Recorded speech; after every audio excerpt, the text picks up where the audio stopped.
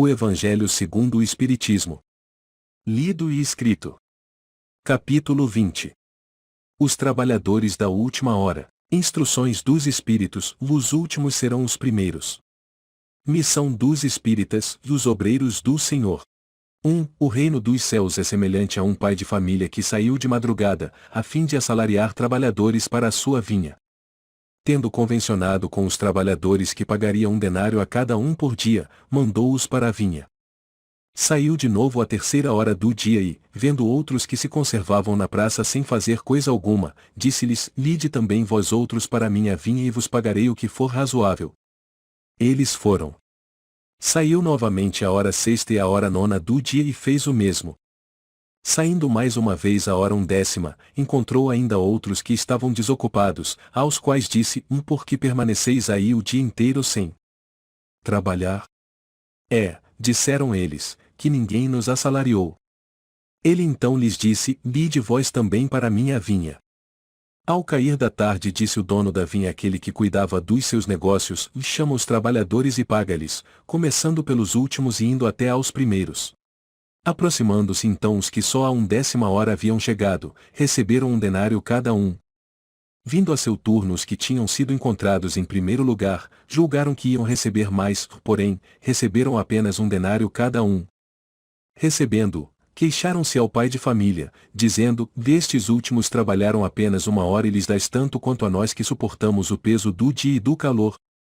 Mas, respondendo, disse o dono da vinha a um deles: Meu amigo, não te causo dano algum, ou não convencionaste comigo receber 1 denário pelo teu dia? Toma o que te pertence e vai-te, apraz-me a mim dar a este último tanto quanto a ti.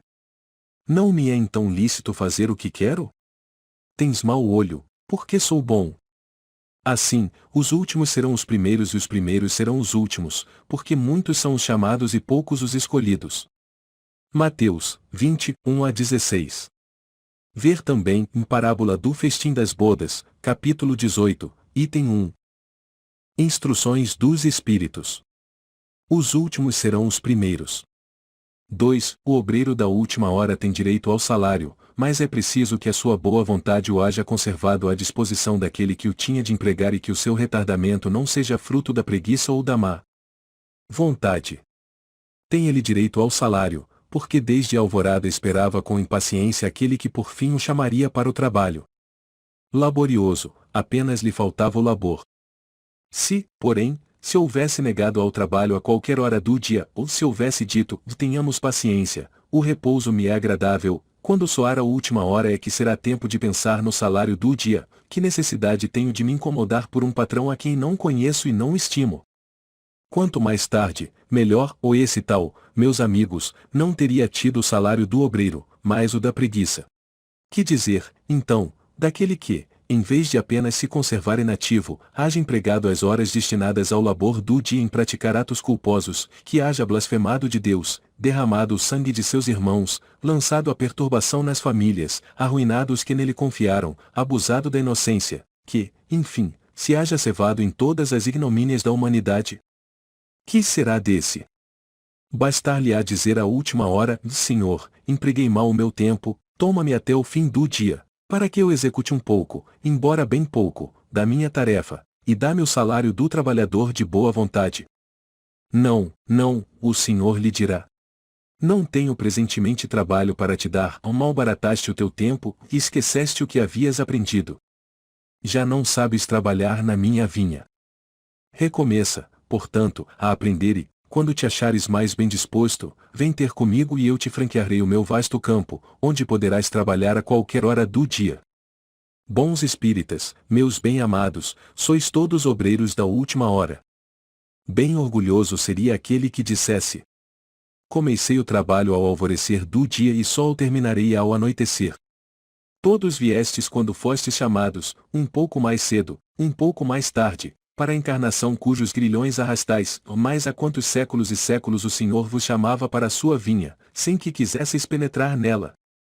Eis-vos no momento de embolsar o salário, e empregai bem a hora que vos resta e não esqueçais nunca que a vossa existência, por longa que vos pareça, mas não é do que um instante fugitivo na imensidade dos tempos que formam para vós a eternidade. Constantino, Espírito Protetor. Bordeaux, 1863. Últimos chegados, eles aproveitam dos labores intelectuais dos seus predecessores, porque o homem tem de herdar do homem e porque coletivos são os trabalhos humanos, e Deus abençoa a solidariedade. Aliás, muitos dentre aqueles revivem hoje, ou reviverão amanhã, para terminarem a obra que começaram outrora. Mais de um patriarca, mais de um profeta, mais de um discípulo do Cristo, mais de um propagador da fé cristã, se encontram no meio deles, porém, mais esclarecidos, mais adiantado, trabalhando, não já na base, e sim na comeira do edifício. Receberão, pois, salário proporcionado ao valor da obra. O belo dogma da reencarnação eterniza e precisa a filiação espiritual chamado a prestar contas do seu mandato terreno, o espírito se apercebe da continuidade da tarefa interrompida, mas sempre retomada. Ele vê, sente que apanhou, de passagem, o pensamento dos que o precederam. Entra de novo na liça, amadurecido pela experiência, para avançar mais. E todos, trabalhadores da primeira e da última hora, com os olhos bem abertos sobre a profunda justiça de Deus, não mais murmuram, adoram. Tal um dos verdadeiros sentidos desta parábola, que encerra, como todas as de que Jesus se utilizou falando ao povo, o germen do futuro e também, sob todas as formas, sob todas as imagens, a revelação da magnífica unidade que harmoniza todas as coisas no universo, da solidariedade que liga todos os seres presentes ao passado e ao futuro. Henri Heine. Paris, 1863. Missão dos Espíritas. 4. Não escutais já o ruído da tempestade que há de arrebatar o velho mundo e abismar no nada o conjunto das iniquidades terrenas. A. Bendizei o Senhor, vós que haveis posto a vossa fé na sua soberana justiça e que, novos apóstolos da crença revelada pelas proféticas vozes superiores, ides pregar o novo dogma da reencarnação e da elevação dos espíritos, conforme tenham cumprido, bem ou mal, suas missões e suportado suas provas terrestres. Não mais vos assusteis.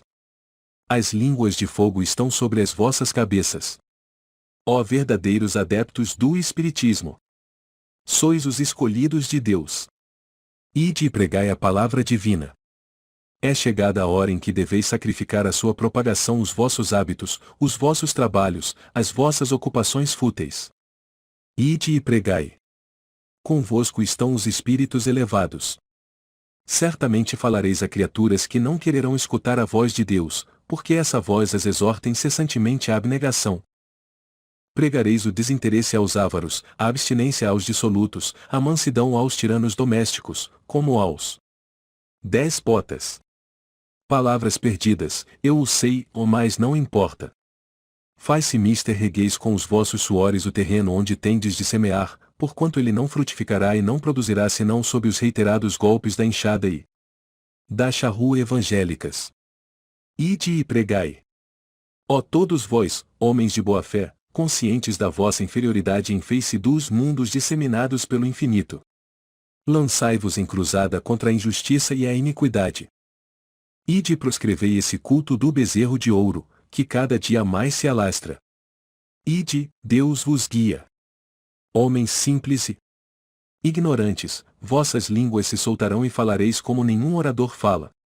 Ide e pregai, que as populações atentas recolherão ditosas as vossas palavras de consolação, de fraternidade, de esperança e de paz. Que importam as emboscadas que vos armem pelo caminho? Somente lobos caem em armadilhas para lobos, porquanto o pastor saberá defender suas ovelhas das fogueiras imoladoras. Ide, homens, que, grandes diante de Deus, mais ditosos do que Tomé, credes sem fazerdes questão de ver e aceitais os fatos da mediunidade, mesmo quando não tenhais conseguido obtê-los por vós mesmos, e ide, o Espírito de Deus vos conduz. Marcha, pois, avante, falange imponente pela tua fé. Diante de ti os grandes batalhões dos incrédulos se dissiparão, como a bruma da manhã aos primeiros raios do sol nascente. A fé é a virtude que desloca montanhas, disse Jesus. Todavia, mais pesados do que as maiores montanhas, jazem depositados nos corações dos homens a impureza e todos os vícios que derivam da impureza. Parti, então, cheios de coragem, para removerdes essa montanha de iniquidades que as futuras gerações só deverão conhecer como lenda, do mesmo modo que vós, que só muito imperfeitamente conheceis os tempos que antecederam a civilização pagã. Sim, em todos os pontos do globo vão produzir-se as subversões morais e filosóficas, aproxima-se a hora em que a luz divina se espargirá sobre os dois mundos.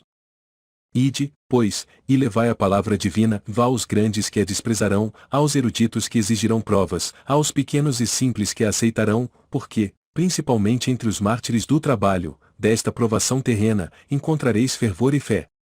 Ide, e estes receberão, com hinos de gratidão e louvores a Deus, a santa consolação que lhes levareis, e baixarão a fronte, rendendo-lhe graças pelas aflições que a terra lhes destina. Arme-se a vossa falange de decisão e coragem. Mãos à obra. O arado está pronto, a terra espera, arai. Ide e agradecei a Deus a gloriosa tarefa que Ele vos confiou, ou mais atenção. Entre os chamados para o Espiritismo muitos se transviaram, reparai, pois, vosso caminho e segui a verdade. Pergunta.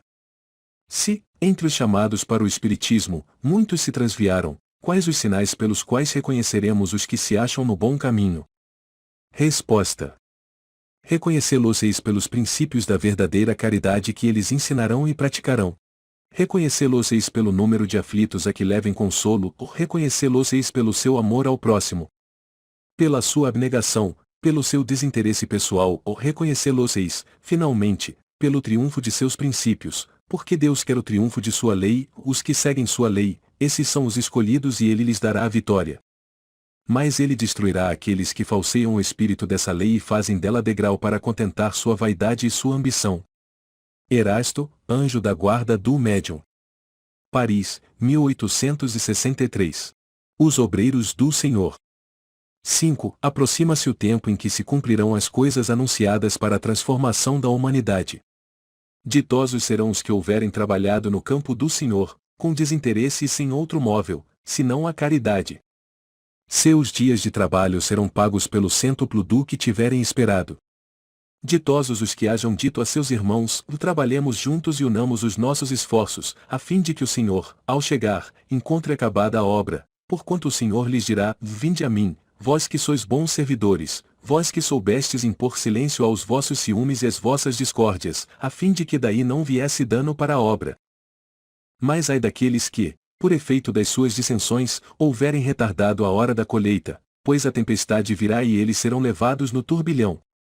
Clamarão, graça. Graça. O Senhor, porém, lhes dirá, como implorais graças, vós que não tivestes piedade dos vossos irmãos e que vos negastes a estender-lhes as mãos, que esmagastes o fraco, em vez de o amparardes? Como suplicais graças, vós que buscastes a vossa recompensa nos gozos da terra e na satisfação do vosso orgulho? Já recebestes a vossa recompensa, tal qual a quisestes. Nada mais vos cabe pedir, as recompensas celestes são para os que não tenham buscado as recompensas da terra.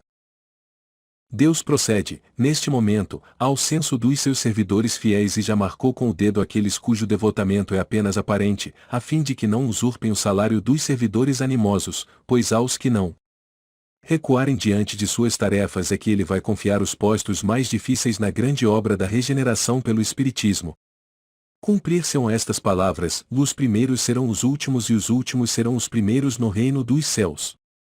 O Espírito de Verdade. Paris, 1862.